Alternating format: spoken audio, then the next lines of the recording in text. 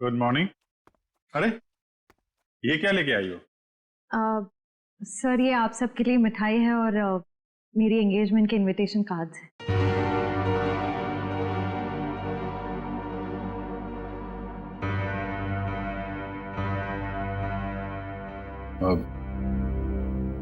तारीख पक्की होगी? जी सर, 28 सितंबर। अच्छा। दो हफ्ते बाद ही है। काफी तैयारी करनी होगी आपको तो। सर ज्यादा कुछ तैयारियां करनी नहीं, सिद्धार्थ को भी मेरी तरह एक छोटा सा ही फंक्शन चाहिए था। ये तो बहुत अच्छी बात है। Congratulation Shreya. Thank you sir. चलो मुंह मीठा कराओ। हाँ श्योर।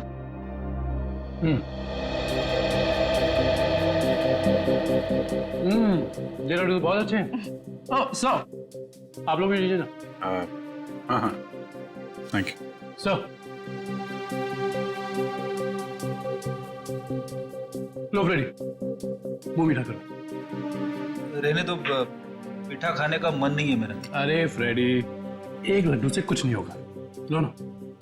Sir please. ये हुई ना बात पूर्वी। तुम ही लो श्रेया। नहीं सर थैंक यू, लेकिन आप सबको जरूर आना है। ये भी कोई पूछने की बात है श्रेया? हम सब जरूर आएंगे, है ना सर?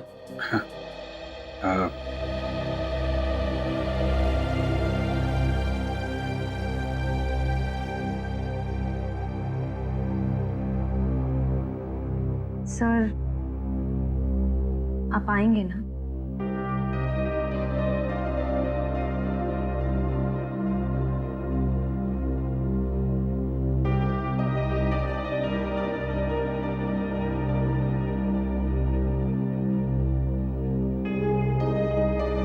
हाँ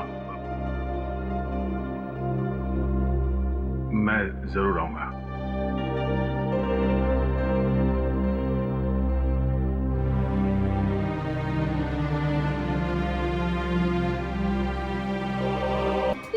राइमा जी,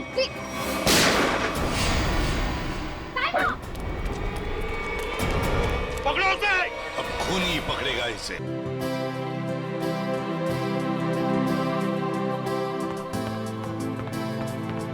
लीजिए पापा आपकी कॉफी। लाओ लाओ लाओ। बिल्कुल वैसी जैसे आपको पसंद है। गरम है आराम से।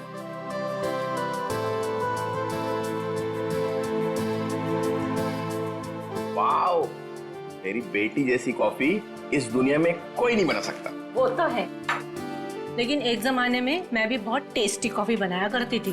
तुम हो ही इतनी टेस्टी। हाँ? मेरा मतलब है तुम आज भी उतनी टेस्टी कॉफी बनाती हो। आप भी ना बेटी के सामने कुछ भी बोल रहे हो। क्यों, क्या हुआ? श्रेया बेटा, तुम्हें कोई प्रॉब्लम है? नहीं पापा, मुझे कोई प्रॉब्लम नहीं है। ये देखो। ना आप खाइए, मैं देखती हूँ।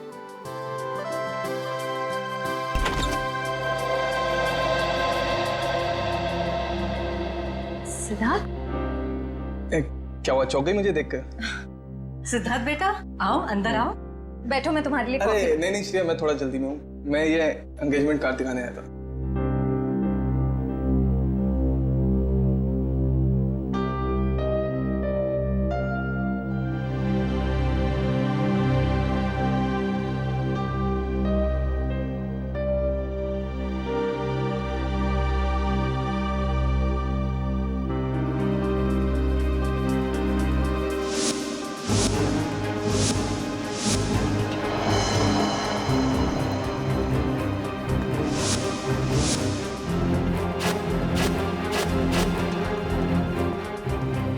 कैसा लगा डिजाइन?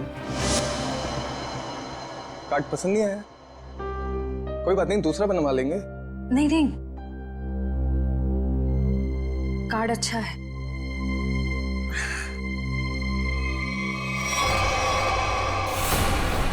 चल चल चल चल चल चल चल चल, हम लोग इस बंगले छुप जाते हैं। अरे जैसा भी नहीं यहाँ पर।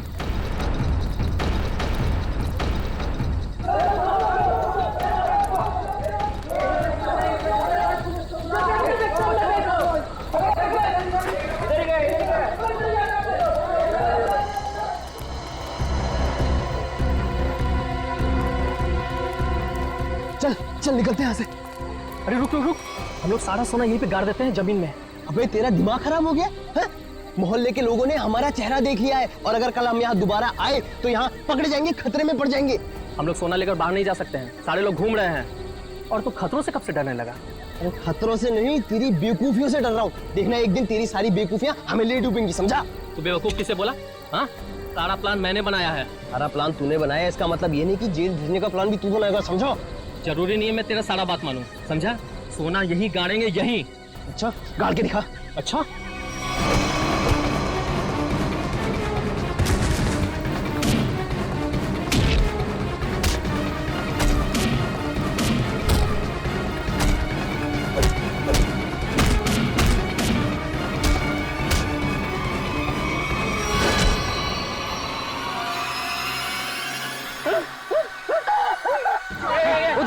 उधर से आवाज है।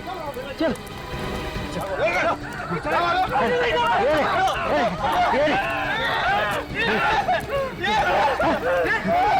अरे ये तो कंकाल है।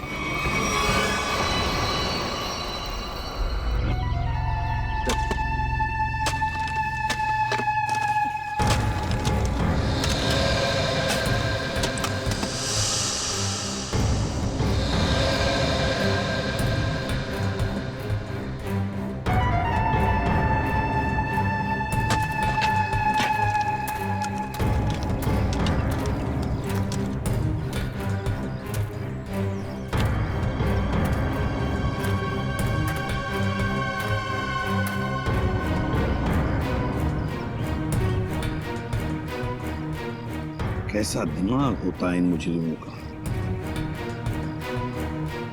खून करके मन नहीं भरा तो डिजाइन बना दी हड्डियों की।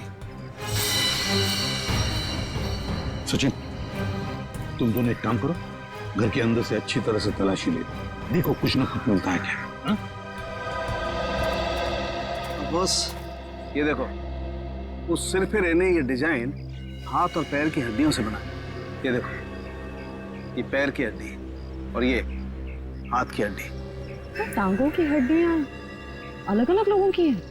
हाँ तारिका, अलग अलग इंसानों की है। बस मुझे लगता है कम से कम 2 लोगों का तो खून हुआ है यहाँ पर। हाँ विक्रम। सर ये बाकी की हड्डियां मिल गई है, इन्हें यहाँ पे दफना के रखा गया था। एक एक हड्डी संभाल के उठाओ, हैं? एक एक हड्डी। ये देखो, रूही जरा देखो, घर के अंदर कहीं खून के निशान मिलते हैं क्या?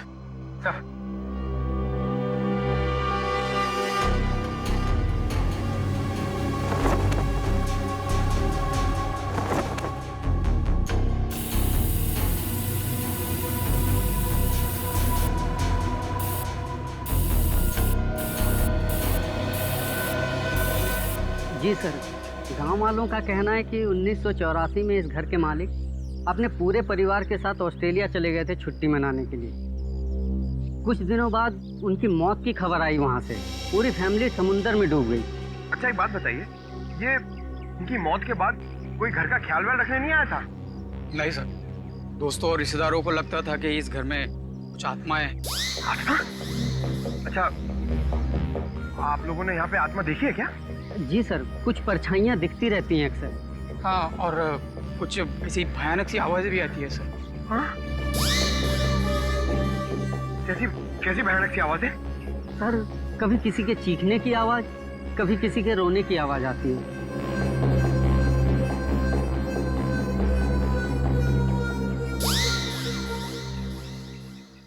सड़के, इन सारी हड्डियों को देखकर लगता है कि खून एक आदमी का हुआ है और एक औरत का भी। ये देखना, पेल्विक गर्ड, एक पेल्विक गर्डल किसी औरत की है। हाँ बस, लेकिन एक कमाल की बात है, क्या? इन सारी हड्डियों में किसी की भी खोपड़ी की हड्डी नहीं मिली। हो सकता है खोपड़ियां किसी और जगह पे छुपा कर रखी हो या फेंक दी हो सकता है ना। मयूर, विक्रम, काम करो, बंगले के आसपास का एरिया अच्छी तरह से छानो और ढूंढो, देखो कुछ ना कुछ तो जरूर मिलेगा। एक एक कोना भी मत छोड़ो। जाओ। ये बंगला बंद ही रहता है और आप लोग आसपास रहते हैं? जी सर। यही घर मिला था तुम लोगों को?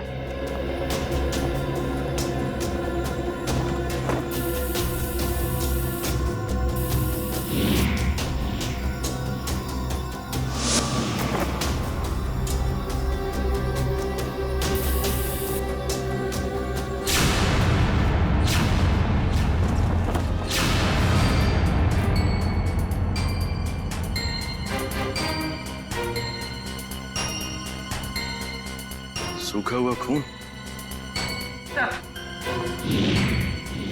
सर ये टेप रिकॉर्डर और ये प्रोजेक्टर मिला है। टेप रिकॉर्डर और प्रोजेक्टर और ये सूखा हुआ खून, इसका मतलब कोई ना कोई बहुत गहरा राज छिपा है इस बंगले के अंदर। सर सर खोपड़ी तो कोई नहीं मिली, मगर ये कार की चाबी मिली।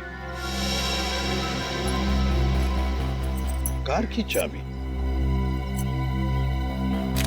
है ना, बड़ी अजीब बात। कार की चाबी है पर यहाँ पर कोई गाड़ी नहीं। एक आदमी एक औरत की हड्डियां हैं पर उनकी खोपड़ियां नहीं। फिर है क्या ये सारा चक्कर? और फिर किसने किया है ये? RAIMA,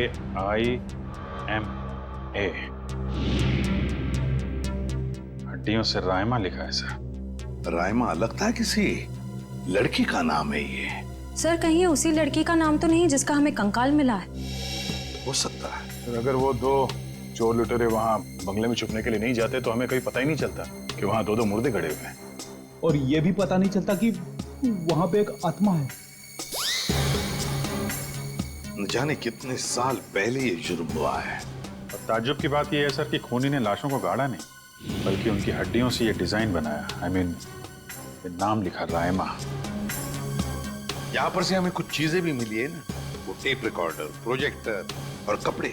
इन तीनों चीजों से हमें खूनी के बारे में बहुत कुछ पता चल सकता है। ज्यादा देर खुला नहीं घूमेगा ये खूनी। सर हमने उन सब चीजों को रिपेयर के लिए भेज दिया है। बहुत जल्द पता चल जाएगा कि हमारा शक सही था या गलत। और वो गाड़ी की चाबी जो हमें मिली थी, कीजो कार की चाबी। कीजो, अच्छा। तो फिर कीजो कार कंपनी से हमें पता चल सकता है। क्या आप हमें बता सकते हैं ये चाबी किस गाड़ी की है और ये गाड़ी आपसे खरीदी किसने? बिल्कुल बता सकते हैं। सबके इनिशियल पॉइंट में डालकर देखेंगे, फौरन पता चल जाएगा। आइए सर। एक मिनट, उससे पहले आप ग्लव्स पहन लीजिए।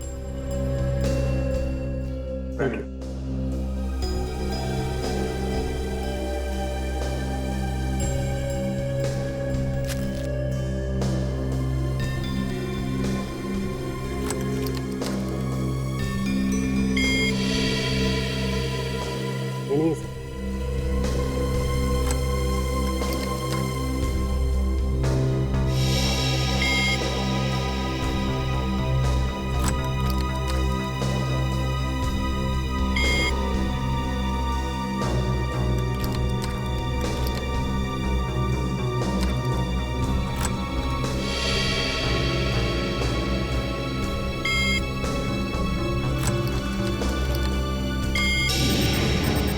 ये देखिए सर, मैच कर गई।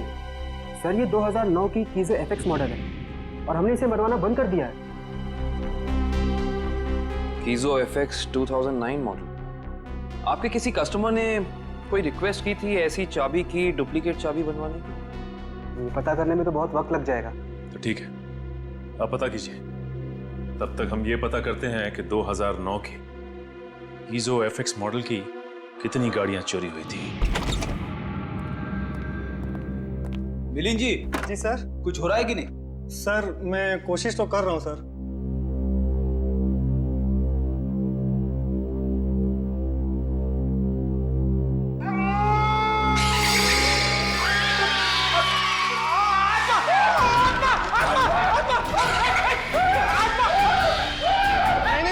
नहीं सर, आत्मा नहीं है। ये तो गलती से फेडर खुल गया था। हाँ, ये वही रिकॉर्डर है जो आप लोग लेके आए थे। उसी में से आवाज आ रही थी। सर, ये आत्माओं ने शॉर्टकट मारना शुरू कर दिया है। ये अपनी आवाज यूज नहीं करती है, इस टेप रिकॉर्डर में आवाज डाल के यूज करती हैं। पंकज, ऐसा भी हो सकता है कि वहां पे कोई आत्मा हो ही ना, कोई इंसान ही ये सब खेल खेल रहा हो। बिलिन जी। जी सर। आपको इस प्रोजेक्टर से क्या फुटेज मिला? हाँ सर, एक मिनट। हेलो रचना, तुम नीचे खड़ी हो? ओके, तुम वहीं रुको, मैं आता हूं। सर सॉरी सर, मुझे किसी काम की वजह से नीचे जाना पड़ रहा है। आप लोग ये रिमोट लीजिए ना, आप लोग फुटेज देखिए, पर सर जरा ध्यान से। ध्यान से क्यों? क्योंकि सर ये फुटेज कमजोर दिल वालों के लिए नहीं है।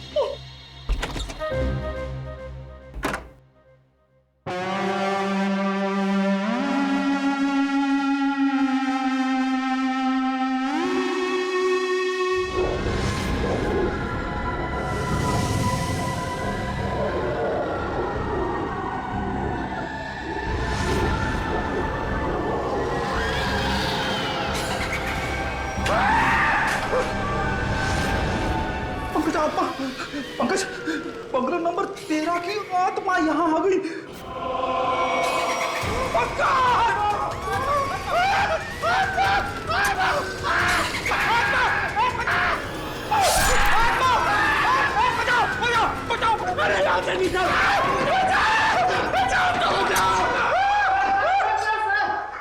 मैंने तो पहले कहा था सर, ये फुटेज कमजोर दिल वालों के लिए नहीं है। नहीं है। अरे आपको क्या इतनी सी फुटेज मिली थी?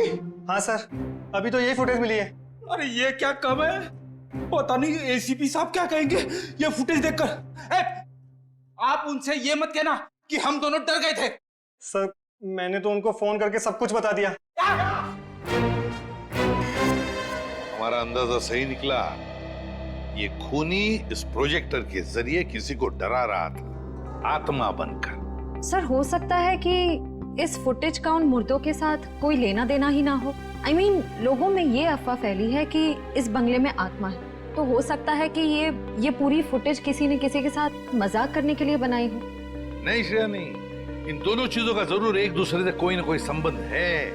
ये डरावनी फुटेज उस खूनी के विकृत दिमाग में से ही निकली है। हाँ सर, किसी को डराने या मजाक करने के लिए कोई इतनी मेहनत नहीं करेगा।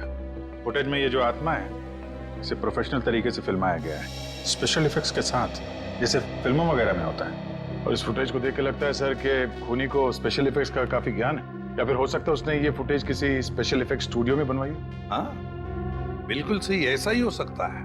तो शहर में जितने भी स्पेशल इफेक्ट्स के स्टूडियोज हैं, सब में जाकर के पता लगाना पड़ेगा। आइए सर, ये बलविंदर है, वो गाड़ी की चाबी इन्हीं की थी। क्या बात है सर, मुझे यहाँ क्यों बुलाया गया है?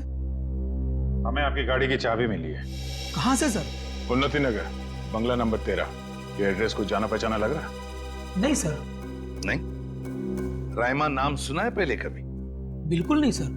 मगर सर इसका मेरी गाड़ी से क्या लेना देना है? आपकी गाड़ी है कहाँ? सर वो तो कई सालों से गायब ही है। कब से? 5 जुलाई 2011। दरअसल मेरा टैक्सी का बिजनेस है।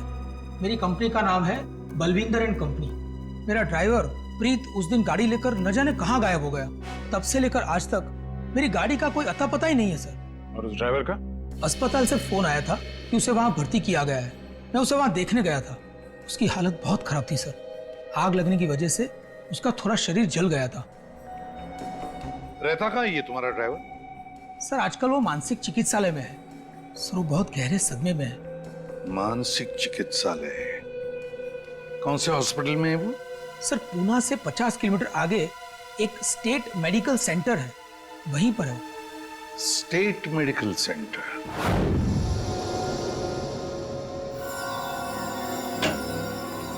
हाँ तारिका जी, कुछ बात बनी? सर चेक कर रहे हैं ना, कुछ ना कुछ तो पता चल ही जाएगा। भाई साहब, मैं दिखाई नहीं दिया आपको? दिखाई? अरे सर आप तो सपने में भी दिखाई देते हैं। हाँ सर, आज सुबह ही सपना देख रहा था। जैसे ही मैं फॉरेंसिक लैब में आता हूँ, आप इस केस के बारे में कुछ ऐसी बातें बताते हैं कि शाम तक खूनी पकड़ा गया। विजीत, तुमने सपना देखा? जी सर। और सपने में मुझे देखा? जी सर। तुमने सपने में तारिका जी को देखा होगा। जी सर। नहीं सॉरी सर, क्या क्या कह रहे हैं सर आप भी? तो बताइए डॉक्टर साहब, इन कंकालों ने अपनी आप बीती बताई? हाँ, थोड़ी बहुत बातें पता चली है भैया। सबसे खास बात ये है कि ये कंकाल वक्त के साथ कंकाल नहीं बने। खूनी ने इन्हें मारने के बाद तुरंत इन्हें कंकालों में बदल दिया है। मतलब खूनी ने इनकी खाल को एसिड से जला दिया है। माय गॉड, इतनी बेरहमी से मौत हुई है इनकी। और ये जो कंकाल है ना, ये कंकाल एक आदमी का है। इसकी उम्र 30 से 35 साल है और इसकी लंबाई लगभग 6 फीट के आसपास है। और ये जो हाथ पे उंगलियों में आपने ये निशान लगा रखा है, ये क्या है? हाँ, दरअसल इसकी उंगलियों में, इसकी कलाई पे मुझे बहुत कुछ टूट फूट दिखाई दी। मतलब ये आदमी अपने हाथों का बहुत ज्यादा इस्तेमाल करता हो। शायद ये किसी ऐसे प्रोफेशन में होगा जहाँ हाथों का काफी इस्तेमाल होता है, या तो कोई मजदूर या फिर कोई आर्टिस्ट। और ये दूसरा कंकाल लड़की का, उसे क्या पता चला? दया, इस लड़की की उम्र लगभग 30 साल। इसकी लंबाई 5 फीट 4-5 इंच है, बस इससे ज्यादा कुछ पता नहीं चल पाया। और ये जो ड्रेस पे खून लगा है, इसका क्या? टेस्ट करने से पता चला कि ये खून नहीं है, लमाइन रेड नाम का केमिकल है, जिसका इस्तेमाल ज्यादातर फिल्म्स, टीवी सीरियल्स और नाटकों में किया जाता है, नकली खून दिखाने के लिए। तो इसका मतलब किसी ने पूरी तैयारी कर रखी थी, ये बंगला नंबर 13 में किसी को डराने की। पकड़ा जाएगा, वो खूनी भी और वो डराने वाला भी, अगर दोनों अलग अलग है तो। डॉक्टर साहब, कितना टाइम लगेगा ये पता करने के लिए कि कंकाल कितना पुराना है? थोड़ा वक्त लगेगा दया, तुम तो जानते हो कार्बन डेटिंग में थोड़ा वक्त लगता है।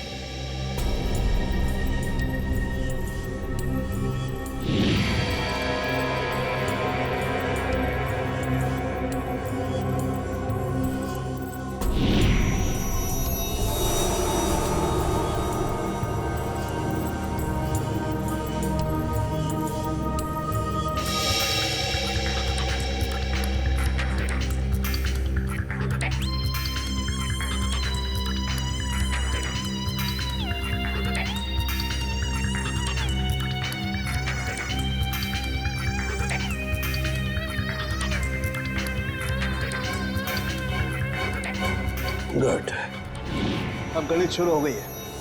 अब पता लग जाएगा दरअसल इन लोगों की मौत कब हुई थी। सर, मुझे लगता है इन दोनों को एक साथ ही मारा होगा।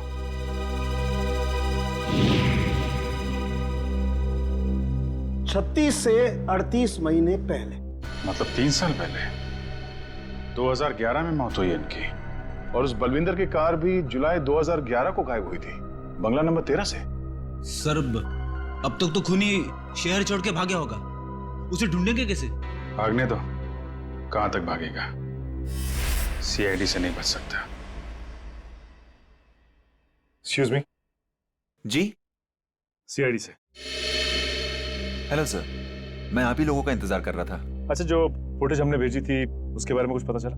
हाँ सर, उसको चेक किया मैंने, और उसके सारे स्पेशल इफेक्ट्स हमारे स्टूडियो में ही हुए थे, लगभग 3 साल पहले। गुड। उस फिल्म का नाम क्या था? सर, फिल्म का नाम था आत्मा की चीख। हाँ, और सर वो फिल्म पूरी नहीं हो पाई थी। अधूरी फिल्म की फुटेज। सर, वो फिल्म तो अधूरी थी ही, साथ में हमें हमारा पूरा पैसा भी नहीं मिला। कौन से बैनर की फिल्म थी ये? प्रोडक्शन हाउस का नाम क्या था? सर, वो नए लोग थे, और उस प्रोडक्शन हाउस का नाम था, 1 मिनट, हाँ सर, उसका नाम था magic media works. Magic media works. अब तो यही लोग बताएंगे कि इस आत्मा की चीख को लोग सुन के नहीं पाए। रीत की हालत में पिछले 3 सालों में बिल्कुल सुधार नहीं हुआ। उस वक्त किसी लड़की की आत्मा के बारे में बात करता था और आज भी करता है। सर, लड़की की आत्मा?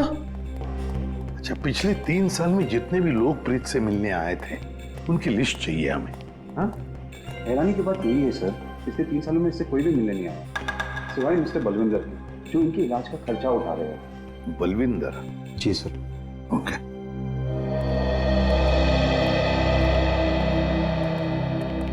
प्रीत, ये सीआईडी ऑफिसर्स है, ये तुमसे कुछ बात करना चाहते हैं। सीआईडी? ये सीआईडी क्या होता है? सीआईडी का मतलब है दोस्त। और प्रीत, दोस्त किसे कहते हैं? जो अपना सुख दुख दूसरे दोस्त के साथ बांटता है ना? और हम सब तुम्हारे दोस्त हैं, तो अब तुम हमसे तुम्हारे सुख दुख बांटोगे ना? ठीक है दोस्त। देखो प्रीत, अब मैं तुमसे कुछ कहूंगा, कुछ पूछूंगा, इन सब चीजों का बड़े शांत दिमाग से मुझे जवाब देना। याद करो, जुलाई महीना 2011, तुम उस रात बंगला नंबर 13 में गए थे 2 लोगों को लेकर। हाँ, 2011 बंगला नंबर 13। बंगला नंबर 13, क्या हुआ था वहां पर? तुम लोग मेरे दोस्त नहीं हो, तुम लोग मेरे दोस्त नहीं हो। राइमा ने भेजा है ना तुम लोग को मुझे मारने के लिए। राइमा ने भेजा है ना? नहीं, राइमा ने नहीं भेजा है। हम लोग दोस्त हैं तुम्हारे। हाँ, पक्का?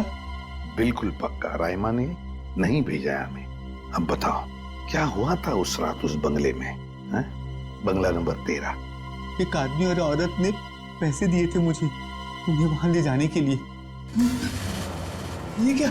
राइमा चीख रही है, राइमा चीख रही है, मुझे मार देगी, मुझसे बदला लेना चाहती है। राइमा तुम्हारे पीछे है। ये बात करने की स्थिति में नहीं है अभी। आई एम सॉरी डॉक्टर साहब, दो मिनट और। सॉरी, मैं आपके केस के लिए मैं अपने पेशेंट की जान खतरे में नहीं डाल सकता। Please cooperate. ठीक है, मुझे मार देगी, मुझसे बदला लेना चाहती है। अभिजीत, एक बात तो पक्की है कि उस रात प्रीत बंगला नंबर 13 में एक आदमी और एक औरत को लेकर गया था, और हमें जो कंकाल मिले हो शायद उसी आदमी और उस औरत के हो। हाँ सर, ये आत्मा वाला ड्रामा करके उनको डराया, मार डाला, फिर सर अलग कर दिया ताकि पहचान ना हो सके। सर, ये प्रीत बार बार राइमा आ रही है ऐसा क्यों बोल रहा? कहीं राइमा जिंदा तो नहीं? इस बात का तो पता लगाना ही पड़ेगा कि प्रीत की बातों में कितनी सच्चाई है और कितना भ्रम। लेकिन एक बात तो पक्की है, इस राइमा का इस केस के साथ कोई ना कोई संबंध जरूर है। इस राइमा की कुंडली निकालो। राइमा,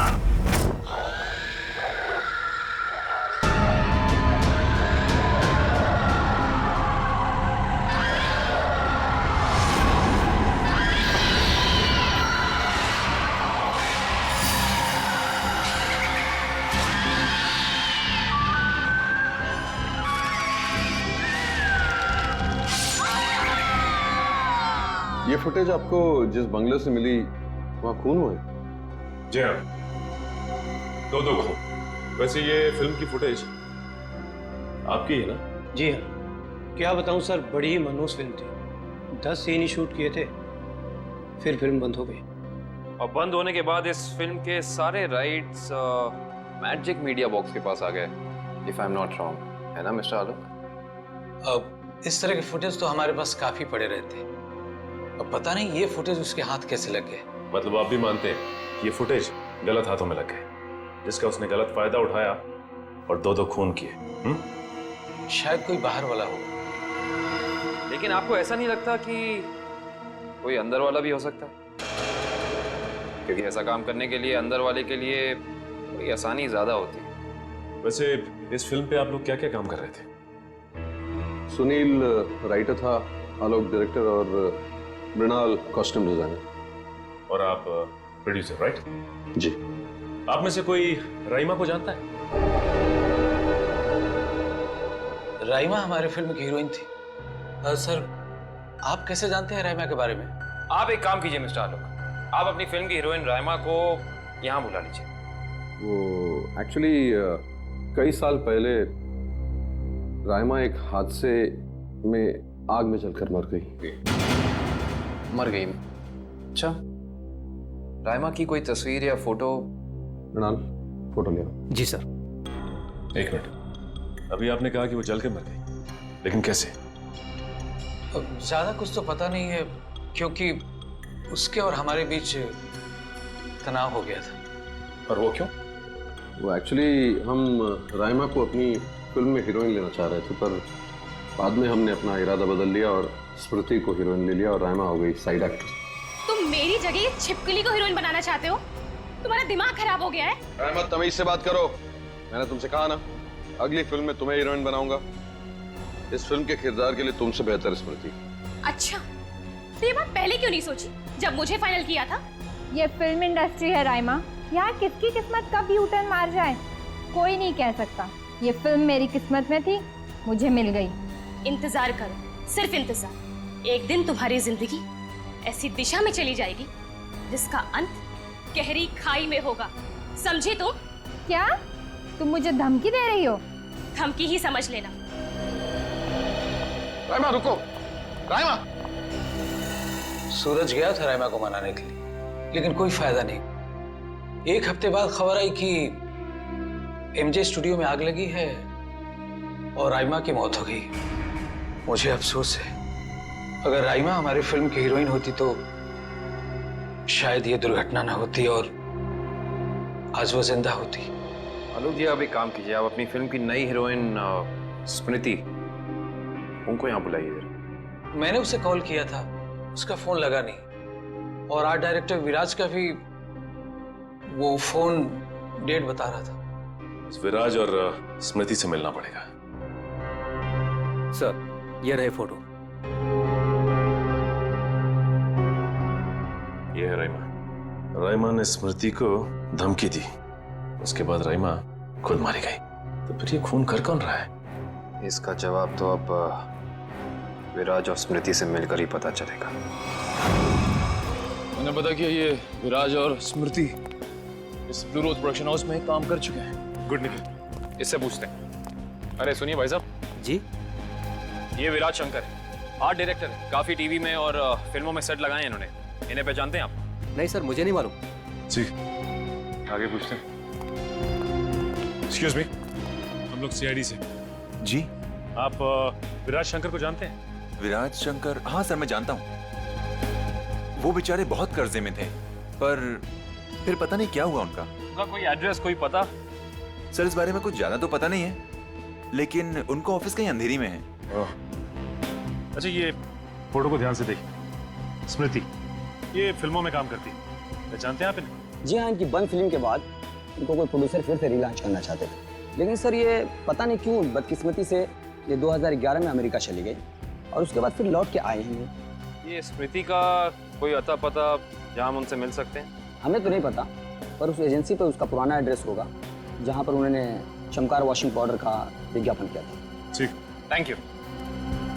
शायद एजेंसी से स्मृति के घर का पता निकलवाते हैं।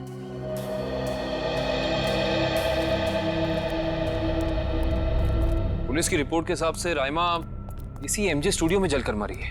पता नहीं काबिल, लेकिन ये बात इतनी सीधी है नहीं जितनी की लग रही है। जैसा कि फाइल में लिखा हुआ है कि स्टूडियो में आग लगी रात के 2 बजे। ये राइमा स्टूडियो में 2 बजे करने क्या आई होती, जबकि यहाँ शूटिंग भी नहीं चल रही थी। सही कह रहे हो सच, लेकिन एक बात है जो मेरे दिमाग से निकल नहीं रही है, वो ये कि यहाँ रात 2 बजे आग लगी तो सुबह 5 बजे तक किसी को पता क्यों नहीं चला? और रिपोर्ट के हिसाब से यहाँ आग 5 बजे लगी।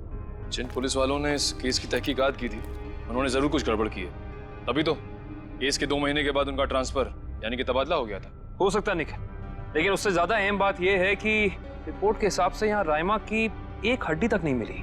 मतलब आग इतनी भयंकर थी। स्टूडियो को देख के ऐसा लगता नहीं है कि आग इतनी भयानक होगी कि चलने वाले का नामो निशान राख हो जाएगा।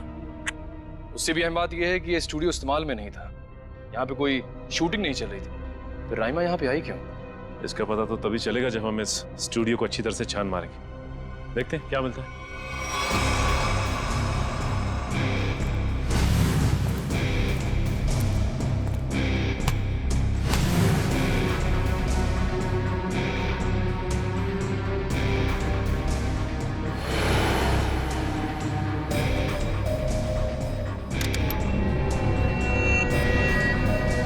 ये देखो, जली हुई गन।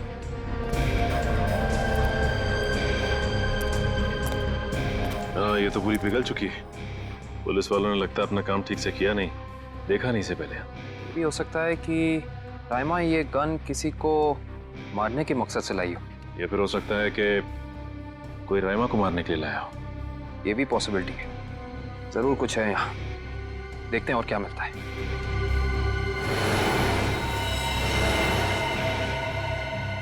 सर, कंकाल। एक मिनट, देखिए जरा संभाल संभाल। करण, शीट लैंप।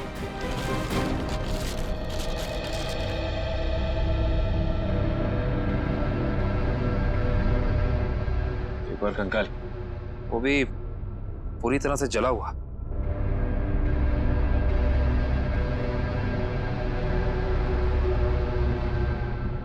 बॉस, इसकी पेल्विक गर्डल से पता लगता है कि ये कंकाल किसी लड़की का है। सर, कहीं ये कंकाल राइमा का तो नहीं है?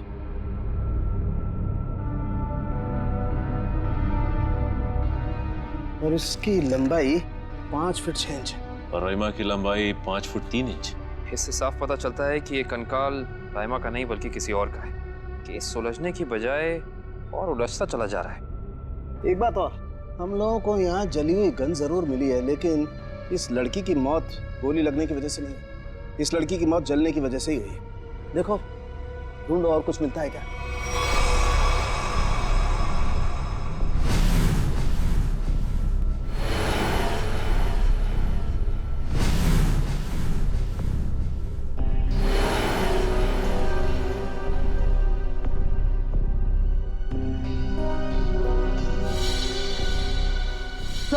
सर ये देखिए सर, बाल बाल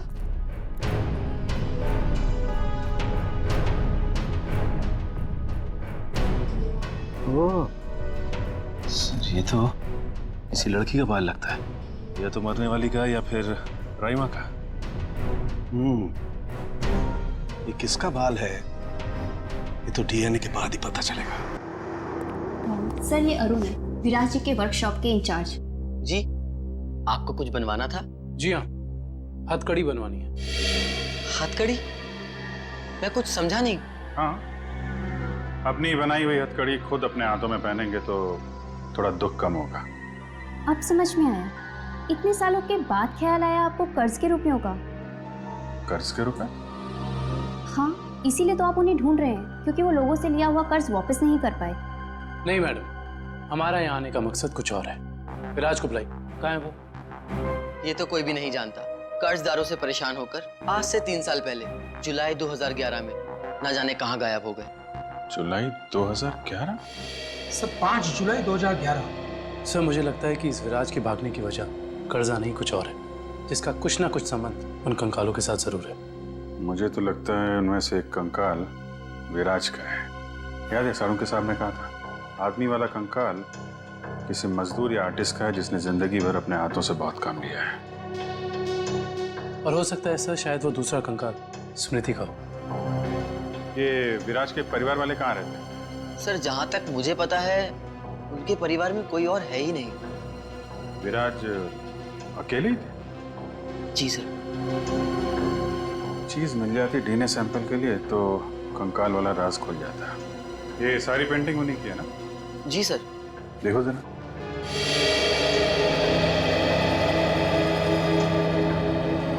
सर थंबप्रिंट, ये विराज का है? जी हाँ सर, और ये थंबप्रिंट ही नहीं, ये पूरी पेंटिंग सर ने अपनी उंगलियों से बनाई है। Finger painting? इतना तो काफी है डीएनए टेस्टिंग के लिए। आप लोग? हम लोग सीआईडी से।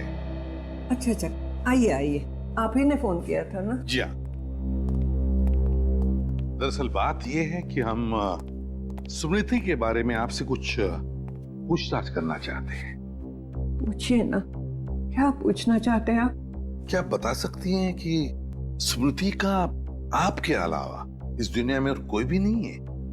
नहीं, उसके माँ बाप बचपन में ही गुजर गए। अब बची है तो ये बूढ़ी दादी, बहुत ही प्यार से पाला है मैंने उसे। ये स्मृति अचानक अपना फिल्मी करियर छोड़कर अमेरिका क्यों चली गई?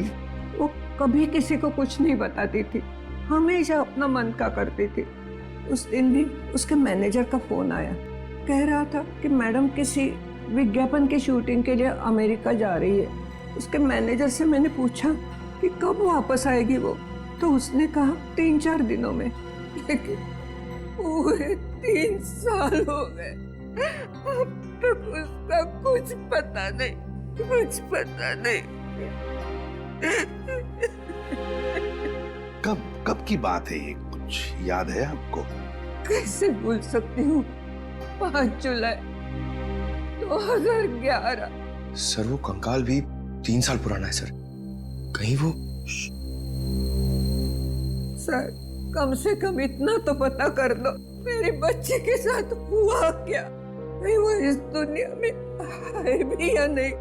जब तक इस राज का बोझ मेरे दिल पर रहेगा, मैं इतना चैन से जी पाऊंगी, न मर पाऊंगी। देखिए, मैं आपसे वादा करता हूं कि सच क्या है इसका हम पता लगा लेंगे। प्लीज आप अपना ख्याल रखिए, ठीक है?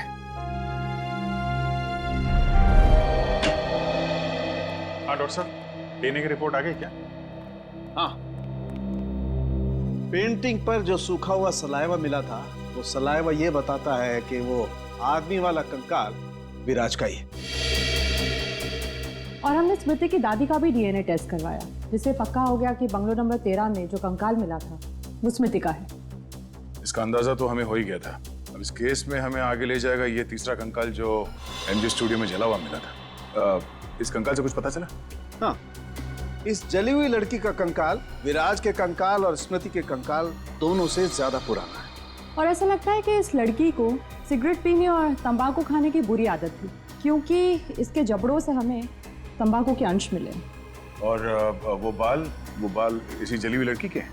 नहीं, वो बाल ना तो इस जली हुई लड़की का है, ना ही स्मृति का है। सर, कहीं ये बाल रायमा का तो नहीं है? सर, इस केस की सुई घूम फिर के रायमा पर आकर अटक गई। पता लगाना पड़ेगा रायमा के साथ आखिर हुआ क्या था।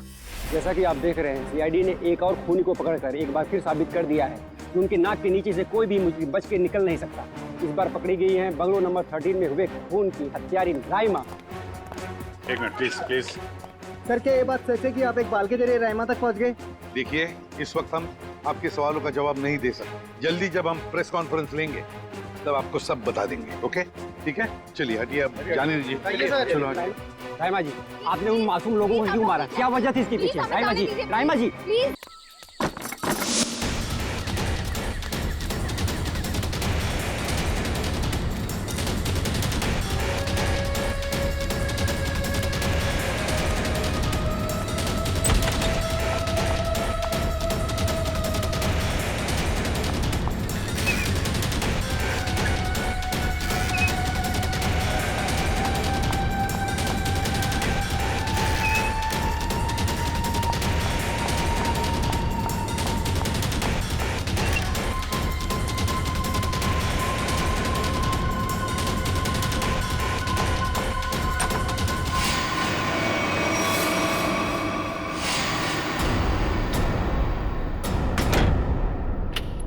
बस,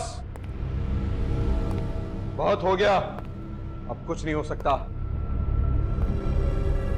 बाहर आ जाओ। ये कहानी इसी घर से शुरू हुई थी और खत्म भी इसी घर में होगी, आज ही।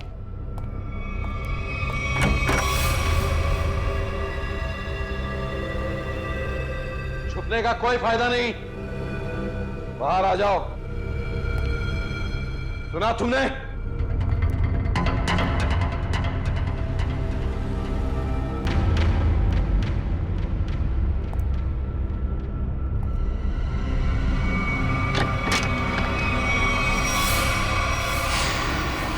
बहुत हो गया नकली रायमा बनने का नाटक। पर come on, move.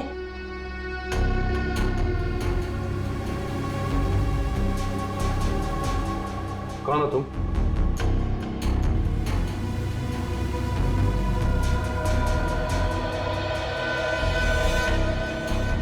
CID officer पूर्वी। सीआईडी?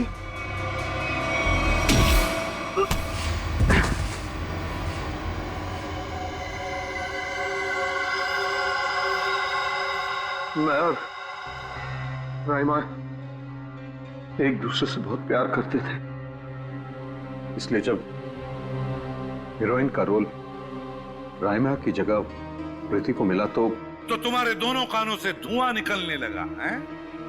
हाँ, हम स्मृति को सबक सिखाना चाहते थे, इसलिए हमने उसके अतीत के बारे में रिसर्च शुरू की। रायमा को पता चला कि एक्ट्रेस बनने से पहले स्मृति ड्रग्स के कारोबार से जुड़ी थी। इसलिए रायमा ने स्मृति को ब्लैकमेल करना शुरू कर दिया। क्यों? स्मृति को लगा कि उसका करियर खत्म होने वाला है, उसके रीलॉन्चिंग के सपने पर पानी फिर जाएगा, इसलिए उसने और उसके बॉयफ्रेंड विराज ने एक किलर को रायमा की सुपारी दी। यह तो अच्छा हुआ कि उस किलर की गोली से रायमा नहीं मरी, बल्कि वो अपराधी खुद उस आग में जलकर मर गई। विराज, स्मृति, कहाँ हो तुम दोनों?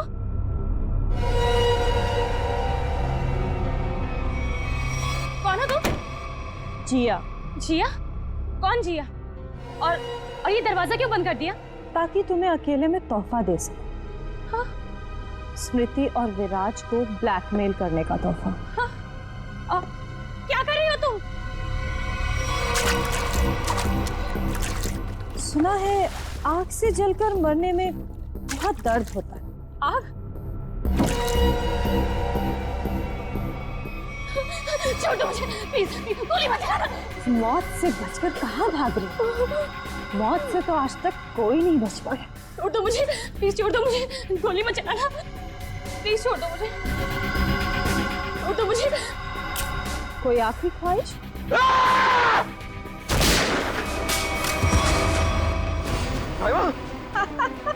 रायमा, मैं तुम्हें कुछ नहीं होने दूंगा। मैं तुमसे बहुत प्यार करता हूँ। मैं तुम्हें कुछ नहीं होने दूंगा रायमा। अब तुम दोनों को मुझसे कोई नहीं बचा सकता। सब फाइनल गुड बाय।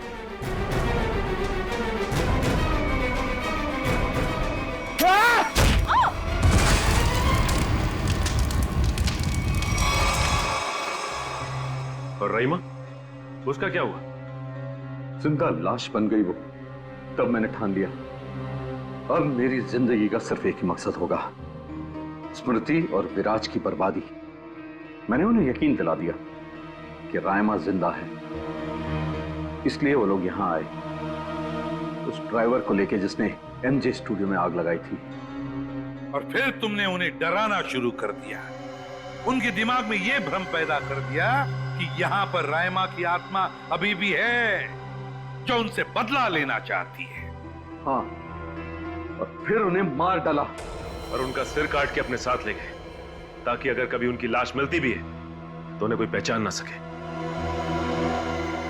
बेवकूफ हो तुम, बेवकूफ। अगर कानून की मदद लेते तो उन दोनों को वैसे ही सजा होती, मगर नहीं, तुमने कानून को अपने हाथों में लिया, उन दोनों को बेरहमी से मार डाला। और रायमा, उसका क्या? कभी सोचा तुमने?